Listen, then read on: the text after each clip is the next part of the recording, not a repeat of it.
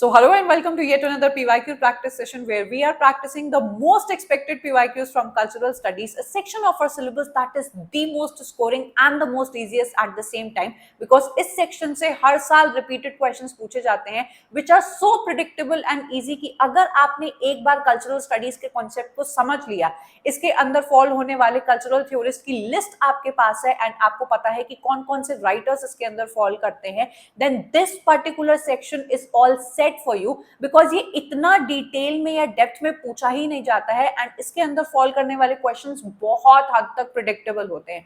तो आज के इस वीडियो में हम लोग जो क्वेश्चंस लगाएंगे उससे आपको एक बहुत अच्छा आइडिया लगेगा if at all you are a beginner of cultural studies and अगर आपने कल्चरल स्टडीज को ऑलरेडी प्रिपेयर कर लिया है तो आज आपको एक बहुत अच्छा रिविजन मिलने वाला है बिकॉज क्वेश्चंस के थ्रू हम लोग डिटेल्ड एनालिसिस करेंगे आपके उन कॉन्सेप्ट्स की जो आपको पता होने चाहिए। If at all you are a beginner and आपको मेरे चैनल के बारे में अभी पता चला है so I have these courses ready for you. अगर आप इंटरेस्टेड हैं तो इन कोर्सेज को आप जाकर अवेल कर सकते हैं जहां पर मैं बहुत ही इजी वे में lecture by lecture with explanation of questions आपको पढ़ाती हूं। Now let's go and take a look at the questions and check for ourselves कि हमारा कल्चरल स्टडीज कितना अच्छा प्रिपेयर है।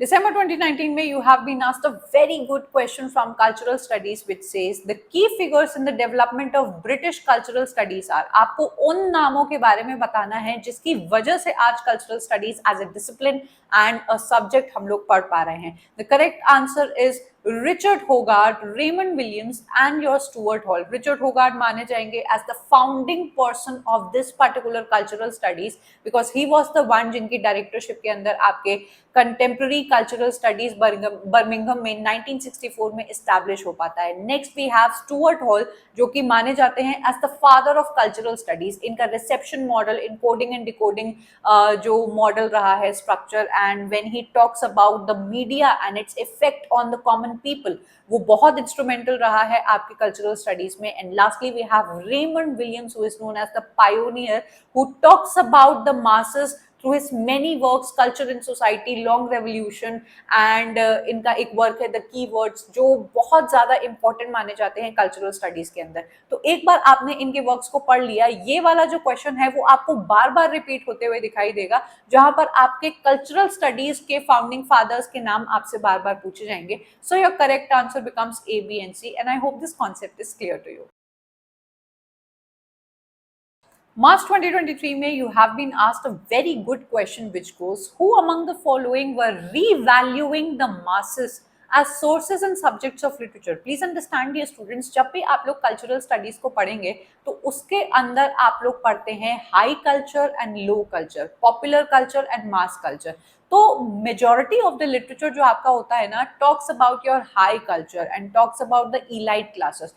कौन से ऐसे कल्चरल थ्योरिस्ट हैं जो आपके कॉमन ऑर्डिनरी पीपल के अपॉर्चुनिटीज, स्ट्रगल्स एंड उनकी मेंटेलिटी को किस तरीके से आपका popular media, mass media capture कर रहा है एंड मैनिपुलेट कर रहा है, उनके बारे में बात करते थे। We have Richard Hoggart and Raymond Williams. Richard Hoggart का famous work the uses of literacy and आपके रेमंड विलियम्स का famous work culture in society and the long revolution talks from the point of view of the common people, the masses and उनको value करते हुए ये literature लिखते हैं about their struggles and what went by when industrial revolution came and किस तरीके से consumption loop में इनको फंसाया गया by the elite sections of the society. ये इनके वर्क्स बहुत इंपॉर्टेंट है, कई बार आपसे पूछे गए हैं। I hope this question is clear to you. October 2022 में you have been asked this very common question जो आजकल यूजीसी नेट में काफी बार पूछा जाता है कि आपसे पूछा जाएगा कि कौन सा राइटर कौन से स्कूल को बिलोंग करता है। कोई बर्मिंघम को बिलोंग करेगा, कोई येल्स की स्कूल ऑफ क्रिटिक्स से आता है, कैम्ब्रिज क्रिटिक्स पूछे जाते हैं आपसे, ऑक्सफोर्ड से कौन बिलोंग करता है। तो ये जो यूनिवर्सिटी बेस्ड आइडेंटिफिकेशन क्वेश्चंस आ रहे हैं वो आजकल काफी पूछे जा रहे हैं। सो प्लीज रिमेंबर कि आप लोग के पास एक प्रॉपर लिस्ट बनी हो। ये क्वेश्चन आपसे कहता है कि Stuart Hall belongs to dash school of cultural studies, जो कि बहुत ही इजी क्वेश्चन है। Birmingham school of cultural studies को ये बिलोंग करते हैं। 1964 में जो रिचर्ड होगार्थ ने एस्टैब्लिश किया था, आगे जाके Stuart hall becomes one of his students and आगे जाके ये फादर ऑफ कल्चरल स्टडीज बन जाते हैं अपने कंट्रीब्यूशन ऑफ थ्योरीज की वजह से। तो ही बिलोंग्स टू बर्मिंघम स्कूल और बर्मिंघम यूनिवर्सिटी। एंड बाकी जो मैंने आपको नेम्स बताए उसके भी राइटर्स आपसे पूछे गए हैं, so please make a proper list of that. June 2023 में पूछा गया है आपसे ये question, which is facts about the Frankfurt school include the following. अब ये थोड़ा सा जानकारी बेस्ड क्वेश्चन है या फिर फैक्ट बेस्ड क्वेश्चन बोलेंगे कि अगर आपने फ्रैंकफर्ट स्कूल के बारे में पढ़ा है तभी आप इस क्वेश्चन को आंसर कर सकते हो। And here we go with the options. Option number A हमें कहता है कि इट वाज फाउंडेड इन 1925, जो कि ऑप्शन गलत हो जाएगा क्योंकि Frankfurt school was founded in 1923। As I told you कि ये फैक्ट बेस्ड है, तो जिसको ये पता होगा वही इसको सही कर पाएगा। Point number B, Adorno and Horkheimer were its two members. ये पॉइंट बिल्कुल सही है। Theodor Adorno, Max Horkheimer, then we have Erich Fromm, we have Walter Benjamin and Herbert Marcuse. ये कुछ इंपॉर्टेंट मेंबर्स हैं आपके फ्रैंकफर्ट स्कूल के, जिसकी एक लिस्ट भी आपके पास लिखी हुई होनी चाहिए एंड आपको फ्रैंकफर्ट स्कूल की और भी जानकारी होनी चाहिए। जब भी आप कल्चरल स्टडीज पढ़ते हैं तो उसमें Birmingham school and Frankfurt school दो ऐसे स्कूल्स हैं जिसके मेंबर्स आपके एग्जाम में कई बार पूछे गए हैं, जैसा कि आपने देखा। So point number B is correct. Point number C, the school establish the term critical theory. ये पॉइंट बिल्कुल सही है कि आपके फ्रैंकफर्ट स्कूल ने क्रिटिकल थ्योरी नाम की एक थ्योरी को डेवलप किया था, जो हमारी सोसाइटी में हो रही इनइक्वालिटीज के बारे में बात करता था। किस तरीके से हमारे जो मीडिया को कंट्रोल करने वाले बुर्जुआ सोसाइटी होती है या जो पॉपुलर मीडिया को एंड कल्चर को कंट्रोल करती है, वो किस तरीके से एक्सप्लॉइट करती है other section of the society को। एंड इस पर्टिकुलर ऑप्शन से हम लोग को ये भी पता लगता है कि कैसे ये अमीर लोग एंड जो आपके बुर्जुआ पीपल होते हैं, पॉलिटिक्स एंड पावर को जो कंट्रोल करते हैं, उनकी ये बड़ी बदनामी एंड बुराई किया करते थे। So point number C is correct. Point number D, it had strong ties with the thinkers of Moscow linguistic circle, जो कि बिल्कुल गलत है। इनका किसी भी तरीके से कोई कनेक्शन नहीं था मॉस्को लिंग्विस्टिक सर्कल से। Then we have, it was forced into exile with the ascendancy of Nazism in Germany। ये पॉइंट बिल्कुल सही है, जैसा कि मैंने आपको बताया कि ये सोशल इनइक्वालिटीज एंड अवेयरनेस के बारे में बात करते हैं कि कैसे अमीर लोग आपके जो छोटे वर्ग के लोग होते हैं उनका फायदा उठाते हैं मीडिया में कुछ भी दिखा के एंड अपने प्रोडक्ट्स को कंज्यूम करा के। तो जाहिर सी बात है, आपकी हिटलर एंड ये सब जब आएंगे and they belong to the aristocratic sections of the society, तो वो आपको भाई उनके अगेंस्ट बातें तो फैलाने देंगे नहीं। तो इनको एग्जाइल में भेज दिया था काफी सारे आपके फ्रैंकफर्ट स्कूल के बंदों को, जिसकी वजह से हमारा आंसर बन जाता है B, C and E. I hope this is clear to you. August 2024 में you have been asked this match the following question, which is quite a common question from cultural studies as well as literary theories, जहां पर आपके respective writers से उनके works को match करने के लिए आपसे questions पूछे जाते हैं। Here we can see Raymond Williams, who is a major contributor when it comes to cultural studies। इनके दो major works, Culture and Society and That Long Revolution, आपके एग्जाम में काफी बार पूछा गया है। यहाँ पे इनका जो आंसर मैच करेगा वो है प्रीफेस टू फिल्म, जो कि इंडीड ये इनके ऑथर रहे हैं with along with another co-writer जो कि है मिशेल ओरोम। उन्होंने in particular preface to film के अंदर फिल्म्स के बारे में बात की है, how they influence our culture and the mentality of common masses. Then we have Herbert Marcuse, जो फ्रैंकफर्ट स्कूल के एक बहुत बड़े कंट्रीब्यूटर हैं। इनका ये फेमस वर्क है वन डायमेंशनल मैन, जो बात करता है आपके कल्चरल स्टडीज के अंदर इंडस्ट्रियल सिविलाइजेशन एंड कंफॉर्मिटी वो किस तरीके से आपके मासेस के ऊपर डालते हैं, उसके बारे में ये बात करते हैं। Then we have Fredric Jameson, the famous post modern writer. इनका ये फेमस वर्क है पोस्ट मॉडर्निज्म और the cultural logic of late capitalism, जिसके अंदर ये इवेल्युएट करते हैं the effects and influences of late capitalism over the masses. Lastly we have Richard Hoggart, जो अपने famous work the uses of literacy में अगेन मासेस के बारे में उनको रीवैल्यू करते हैं एंड उनके बारे में बात करने की कोशिश करते हैं। Your correct answer is point number 3। आपको इन सभी वर्क्स के बारे में डिटेल में पता होने चाहिए। I hope this answer is clear to you. March 2023 में पूछा गया है आपसे एक बहुत ही easy question from cultural studies which says the subject matter of cultural studies as it emerged as a proto discipline in 1960s was predominantly the exploration of. आपका cultural studies as an interdisciplinary field सबसे ज्यादा कौन से culture को पढ़ने में या फिर किस पे सबसे ज्यादा इसकी थ्योरीज बनी हुई है? Your answer is popular culture. इनका बड़ा इंटरेस्ट होता है जानने में that the people, that the common people कौन सी मीडिया ये देखना पसंद करते हैं, क्यों ये मीडिया ये देखते हैं, कौन सा प्रोडक्ट ये देखना या कंज्यूम करना पसंद करते हैं, क्यों यही वाला प्रोडक्ट वो लोग कंज्यूम करते हैं, कौन से सीरियल देखते हैं, कौन सी मूवीज देखते हैं। मतलब कि जो कुछ भी बहुत लोकप्रिय है, कौन सा टिकटॉक रील चल रही है, कौन सी रील वायरल हो गई, कौन सा गाना सबसे ज्यादा फेमस है, एनीथिंग जो आपकी पॉपुलर हो जाती है, लोकप्रिय हो जाती है, उस कल्चर के पीछे का क्या रीजन होता है उसको ढूंढने की कोशिश कर रहे हैं आपके कल्चरल स्टडीज के बंदे। जिसकी वजह से आपका आंसर हो जाएगा कि ये पढ़ाई करते हैं पॉपुलर कल्चर की। हालांकि ये लोग बहुत सारे कल्चर की पढ़ाई करते हैं, लेकिन popular culture is the main culture जिसके थ्रू ये जानने की कोशिश करते हैं सोसाइटी के बारे में कि ये सोसाइटी किस तरीके से काम करती है एंड क्यों हमें ये चीज पसंद है जो हमें चीजें पसंद है। So this is the answer. June 2023 में you have been asked a very intellectual question from cultural studies. जिसने भी कल्चरल स्टडीज को अच्छे से समझा है एंड स्टुअर्ट हॉल को स्पेशली इनकी थ्योरीज को पढ़ा है, उनसे ये क्वेश्चन बहुत ही आसानी से निकलने वाला है। According to Stuart Hall, which of these is generally accepted to be true of cultural studies as it was practiced at the University of Birmingham in the UK. Now, आपके एग्जाम में जो question दिया जाता है, इन बड़े question को देखकर आपको परेशान नहीं होना है, बिकॉज क्वेश्चन में कुछ भी आपसे नहीं पूछा है, बस 4 या 5 स्टेटमेंट्स देकर पूछा है कि कौन सा कल्चरल स्टडीज के पॉइंट ऑफ व्यू से करेक्ट बैठता है। Let's take a look at each of the statement so that I can make you understand well. It sought to strengthen the barrier between the high culture and low culture. If at all you know cultural studies, तो आपको पता है कि cultural studies तो high culture and low culture के बीच का जो barrier है उसको बढ़ावा या strengthen देने की कोशिश नहीं करता है, उसको उल्टा challenge करने की कोशिश करता है। तो point number A automatically आपका हट जाएगा। Point number B, it sought to privilege the study of the text at the cost of context. Cultural studies is all about your social, political and economic context of a particular text. आपका cultural study बिना context के तो काम ही नहीं कर सकता है। यहाँ पर आपका statement बोल रहा है कि text को ज्यादा privilege किया जाता है at the cost of context। ये तो बिल्कुल ही गलत बात हो जाएगी। अगर ये न्यू क्रिटिसिज्म थोड़ा सा होता कि न्यू क्रिटिसिज्म टेक्स्ट को ज्यादा प्रेफर करते हैं कॉन्टेक्स्ट को नहीं, तो हम लोग इसको सही मानते। तो ये वाला आपका ऑप्शन फिर से गलत हो जाएगा।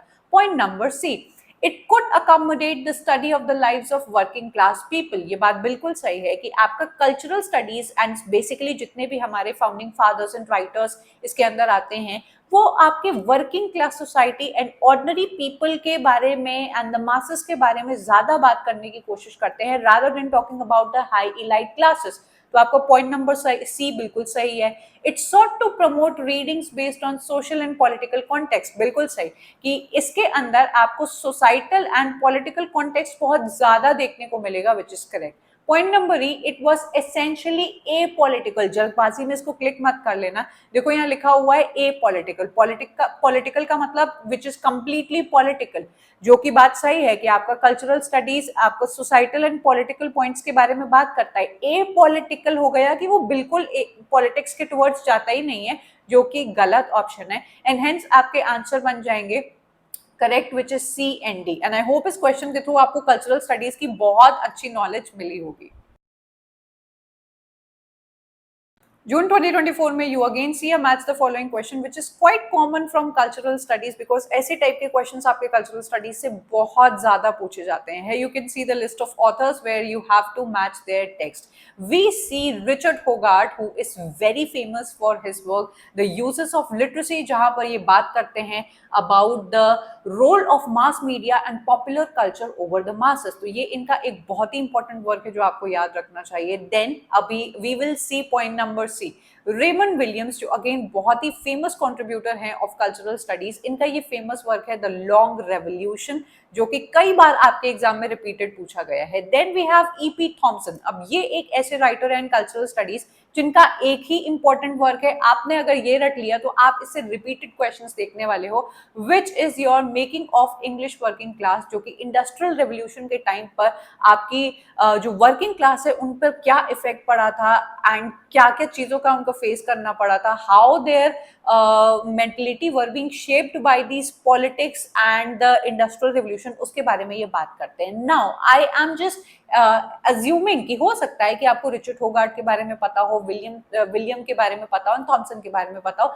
एंड ये जो फोर्थ राइटर हैं आशीष नंदी, उनके बारे में आपको नहीं पता हो।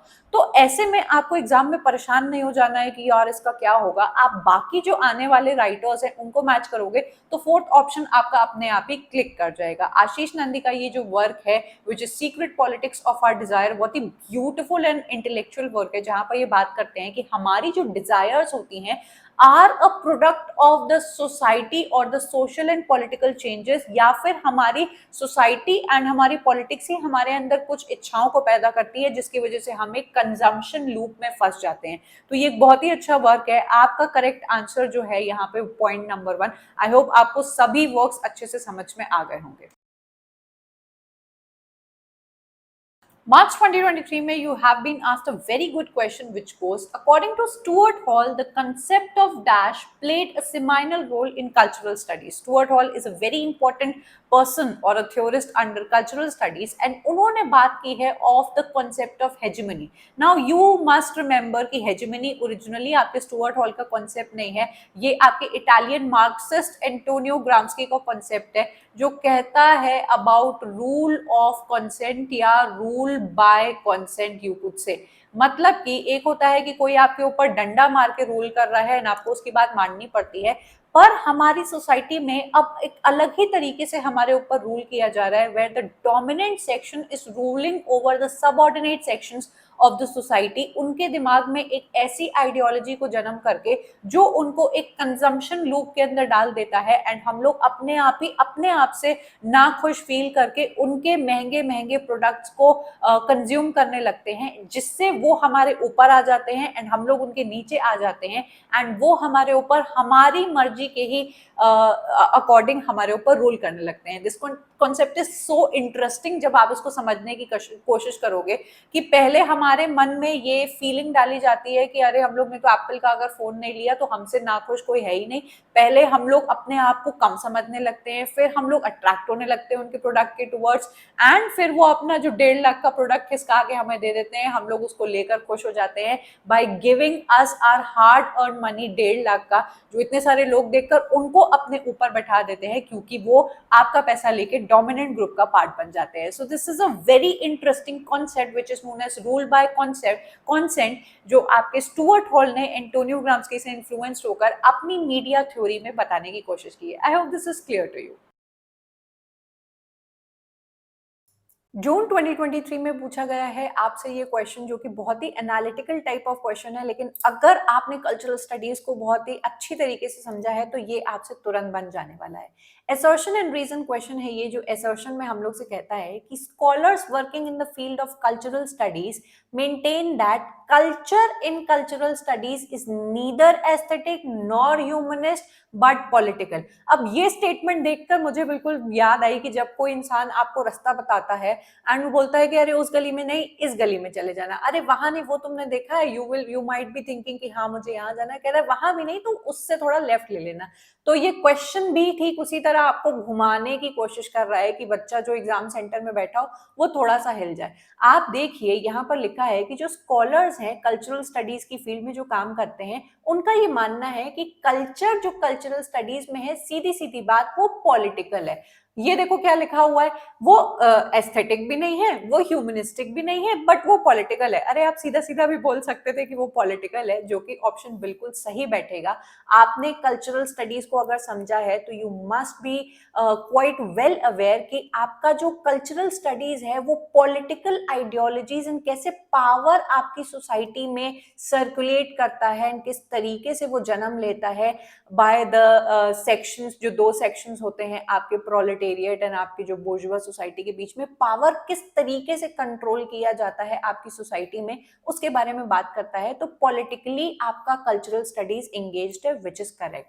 Point number R, The implication of the above is that the object of study in cultural studies is high art and the study of exalted literary canon. अब ये कहना गलत नहीं होगा कि जो कल्चरल स्टडीज है वो अमीरों के तौर तरीके एंड उनके मीडिया को एंड पॉलिटिक्स को कंट्रोल करने के तरीके को पढ़ता जरूर है, लेकिन क्या ये सही होगा कहना कि उसका पूरा फोकस इसी चीज पे है? तो ये पॉइंट बिल्कुल गलत हो जाएगा, because cultural studies talk about the marginalised voice as well, the endangered people and जिनको बहुत ही सब्जुगेट किया जाता है उनके बारे में बात करता है कि ये जो कॉमन वर्किंग क्लास सोसाइटी है इनके बारे में ये बात करते हैं। तो सिर्फ हाई आर्ट पर इनका फोकस होना एक पॉइंट गलत हो जाएगा। ये लोग both high culture and popular culture, mass culture सबके बारे में बात करते हैं। तो ये वाला ऑप्शन आपका गलत बैठ जाता है एंड आपका आंसर हो जाएगा A is correct and R is not correct. I hope आपको ये समझ में आ गया होगा। दिसंबर 2023 में पूछा गया है आपसे एक ऐसा क्वेश्चन जो आप literary theory, cultural studies and literary criticism में मोस्ट कॉमन क्वेश्चन देखने वाले हैं, बिकॉज इन तीनों के अंदर आपको कई सारे राइटर्स के इंपॉर्टेंट टर्म्स पूछे जाते हैं इस फॉर्मेट में, that is the match the following format में। तो यहाँ पर आपको दिखाई दे रहा है कि लिस्ट 1 के अंदर आपको कुछ टर्म्स पॉइंट आउट किए गए हैं एंड आपको लिस्ट 2 के अंदर दे दिया गया है कि यू हैव टू टेल कि इनको किसने किसने पॉइंट किया है। ये क्वेश्चन इतने ज्यादा आपके एग्जाम्स में पूछे जाते हैं कि अगर आपने राइटर्स के टर्म्स को अच्छी तरीके से सिर्फ बस खाली रट भी लिया है कि आपको पता है कि ये वाला जो टर्म है इस राइटर को बिलोंग करता है, तो आपके बहुत सारे मार्क्स आसानी से बन जाने वाले हैं। हेटेरोग्लोसिया हमारे मिखाइल बाख्तिन का टर्म है जो कि आपके एक पर्टिकुलर वर्क की मल्टीपल वॉइसेस के बारे में बात करता है। Then we have structure of feeling जो रेमंड विलियम्स का वर्क है, जो एक पर्टिकुलर सोसाइटी और ग्रुप के थ्रू फेस करने वाली या फिर शेयर करने वाली जो फीलिंग होती है अबाउट एनीथिंग, उसको इन्होंने स्ट्रक्चर ऑफ फीलिंग का नाम दिया है। देन वी हैव एम्बिग्विटी जो कि हमारे बहुत ही famous new critic William Empson का एक वर्क है जिन्होंने 7 टाइप्स ऑफ एम्बिग्विटी के बारे में बात की है कि पोइट्री के अंदर आपको एक ही शब्द के कई सारे मीनिंग्स देखने को मिल जाएंगे, जिसकी वजह से उस पर्टिकुलर वर्क की मल्टीपल लेयर्स बनती हैं एंड मल्टीपल मीनिंग्स बनती हैं, जिसको हम लोग एम्बिग्विटी कहते हैं। देन वी हैव डिस्कोर्स जो हमारे मिशेल फुको का बहुत ही फेमस टर्म है, जो बात करता है आपके किसी भी पर्टिकुलर सोसाइटी में या फिर ग्रुप में डिस्कोर्स के माध्यम से किस तरीके से आप नॉलेज एंड पावर को कंट्रोल करते हो या डिसमिनेट करते हो, ये टर्म उसके बारे में बात करता है। ये चारों ही टर्म्स आपके कई बार एग्जाम में रिपीट किए गए हैं, किसी ना किसी फॉर्मेट में पूछे गए हैं, तो मेक श्योर कि आप इनको डिटेल में भी जरूर से पढ़ के जाएं एंड आई होप कि ये वाला ऑप्शन आपको क्लियर है। In October 2020, you have been asked this very good question which says, which of the following groups of words correctly states the stages of communication as envisioned by Stuart Hall in his essay Encoding and Decoding? Now, you all must be aware कि Stuart Hall Encoding and Decoding model के लिए बहुत ज़्यादा famous है और for his reception theory जो बात करती है कि किस तरीके से मीडिया में जो मैसेज होते हैं वो सर्कुलेट करते हैं। Your correct answer is point number 3, जो आपको बताएगा कि सबसे पहले आपके जो मैसेजेस होते हैं वो प्रोड्यूस किए जाते हैं, दैट मीन सबसे पहले उनकी इनकोडिंग होती है, देन वो सर्कुलेट होते हैं टू डिफरेंट चैनल्स और द मीडियम्स, देन वो डिस्ट्रीब्यूट होते हैं बिटवीन द ऑडियंसेस कि कौन किसको किस तरीके से उसको डिस्ट्रीब्यूट करता है, देन उसको कंज्यूम करती है आपकी ऑडियंस, लास्टली में उसको अपने दिमाग in capabilities and social and political standings के अकॉर्डिंग रिप्रोड्यूस करके दुनिया को दिखाती है। So this is an entire model जो आपको याद रखना है, इसको आप आगे पीछे नहीं कर सकते हो, इसको इसी फॉर्मेट में आपको लर्न करना पड़ेगा, that is production, circulation, distribution, consumption and reproduction. I hope this is clear to you. June 2023 में you again see a match the following question, as I already told you कि आपके cultural studies plus literary theory से काफी ज्यादा mix questions पूछे जाते हैं।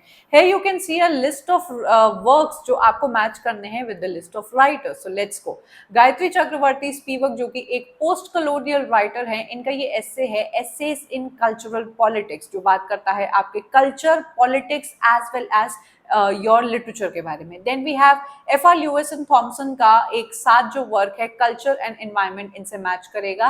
Then we have Fredric Jameson. अब क्योंकि ये पोस्ट मॉडर्न राइटर है एंड इनके अगर आप बहुत सारे वर्क्स को निकाल के देखेंगे ना तो उसमें पोस्ट मॉडर्न कीवर्ड आपको देखने को मिल जाता है, विच बिकम्स वेरी इजी कि आप इनके वर्क्स को बहुत ही इजीली पॉइंट आउट कर सकते हो, which is this a cultural turn selected writings on post modern. Lastly Richard Hoggart का most asked and most famous घिसा पिटा ये है कि आपका रिचर्ड होगार्ट लिखा है तो दूसरी तरफ आपका यूजेस ऑफ लिटरेसी लिखा ही होगा, जिसकी वजह से आपका आंसर बन जाता है point number 3। You see dear students, अगर आप क्वेश्चंस को डेली प्रैक्टिस करते रहेंगे तो यू विल फाइंड आउट कि कुछ कुछ तो आपको क्वेश्चंस लगाते लगाते ही रट जाएंगे, जैसे आपके रिचर्ड होगार्ट टाइप के एक ही जैसे क्वेश्चंस पूछे जाते हैं। I hope this question is clear to you. December 2023 में पूछा गया है आपसे ये बहुत ही easy but a very repeated question जो आपको ध्यान में रखना चाहिए। Name the author and the writer who is not associated with British cultural studies. ये क्वेश्चन आपके एग्जाम में कई बार पूछा गया है एंड इस क्वेश्चन से आपको 3 फाउंडिंग फादर्स मिलते हैं आपके ब्रिटिश कल्चरल स्टडीज के, जो कि है Richard Hoggart, Raymond Williams and Stuart Hall. That means कि कौन ऐसा पर्सन है यहाँ पर जो आपकी कल्चरल स्टडीज से नहीं जुड़ा हुआ है, वो है आई.ए. रिचर्ड्स। मैं आपको ये भी बता दूं कि आई.ए. रिचर्ड्स एक बहुत ही इंपॉर्टेंट न्यू लिटरेरी क्रिटिक है जिनको हम लोग लिटरेरी थ्योरी में पढ़ते हैं, तो ये भी आपके लिए एक एक्स्ट्रा रेफरेंस हो जाएगा जो आपको क्लैरिटी देगा कि आई.ए. रिचर्ड्स लिटरेरी थ्योरी में हम लोग इनको पढ़ते हैं एंड बाकी जो 3 बंदे हैं Richard Hoggart, Raymond Williams and Stuart Hall, these 3 persons are considered to be the founding fathers or the pillars of British cultural studies। Richard Hoggart ने कल्चरल स्टडीज को बर्मिंघम सेंटर में स्टार्ट किया, फिर आगे जाके स्टुअर्ट हॉल को directorship मिल जाती है एंड ये कई सारे टर्म्स कॉइन आउट करते हैं आपके ब्रिटिश कल्चरल स्टडीज के अंदर। Same goes for Raymond Williams. इनसे तो इतने क्वेश्चंस पूछे जाते हैं कल्चरल स्टडीज में आपके एग्जाम में कि आपको इन तीनों को पढ़ना बहुत बहुत जरूरी है। So I hope the answer is clear to you now कि आपकी I A. Richards is not associated with British cultural studies, whereas Richard Hogarth, Raymond Williams and Stuart Hall are part and the founding fathers of British cultural studies. I hope this is clear.